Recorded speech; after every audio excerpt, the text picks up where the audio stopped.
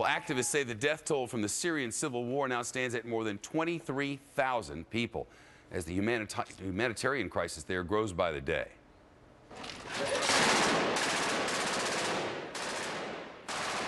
Amateur video here reporting to show rebel fighters battling Syrian government troops in the town of Aleppo, Syria's largest city. According to Syrian government media, a car bomb blast in a section of Aleppo under military control killed more than 24 people and hurt at least 60 others. Syrian authorities claim Islamic militants with car bombing skills from Iraq and elsewhere have slipped into Syria and have joined in the fight against the Syrian government. Of course, we can't independently confirm any of this. Meanwhile, the United Nations reports the number of Syrian people in need of assistance has doubled since July to 2.5 million. Let's get to Mike Barrett. He's a former intelligence officer for the Office of the Secretary of State, or I should say of Defense, and currently the CEO at the consulting firm Diligent Innovations. Mike, it sounds like this is getting worse. Well, it is getting worse, but I think, we've been talking about this for months now. I mean, it's going to get worse and it's going to stay worse. I think the real question here is, at what point is there a red line that's crossed? And we've talked about that a little bit. If chemical weapons are used, if, God forbid, some kind of nuclear weapons or things like that come to play, if there's an open use of terrorist groups with allegiance to al-Qaeda, something like that. But frankly, shy of that, what we see here is, a schism between two branches of Islam, and we see a civil war. And, I just don't see the reason for the United States to put boots on the ground, to get intervening. Well, I think the big picture question that most seem to be trying to answer is, were we or others to intervene, would that outcome be better than what they would get without our input? Well, that's exactly right. As a close friend of mine who actually is in the military said, he said the only difference is that if we start to intervene, that some of the coffins that are coming out of this crisis will have American flags draped on them.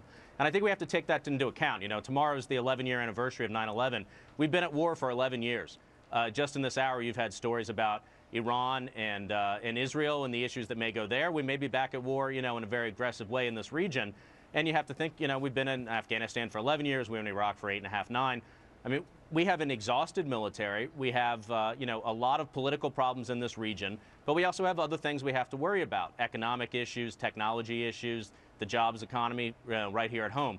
So I think, as a foreign policy realist, you have to say, unless they cross some particular red line, there's really not a reason for us to get involved. It's not something that rises to the level that we should be getting involved. We talk about red lines as it relates to Iran and that crisis. You wonder where the red line belongs here. The president once said, even if they move chemical weapons. Others have said, if they use chemical weapons. Where is it? I think it's the use of chemical weapons, certainly. I mean, that's a huge problem. On the other side, with the rebels, the so-called rebels, if you see some open allegiance to al-Qaeda, we've seen some sort of hint of that there's some groups there. Remember, the uprising here is Sunni-led, and al-Qaeda is on the Sunni side of things.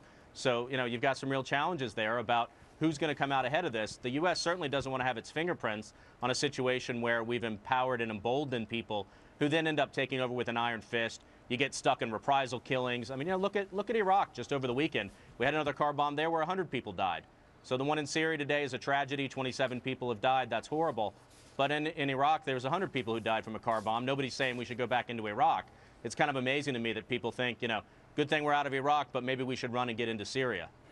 Mike Barrett on Capitol Hill. Good point. Thank you, sir. Good to see you. Thanks, Jeff.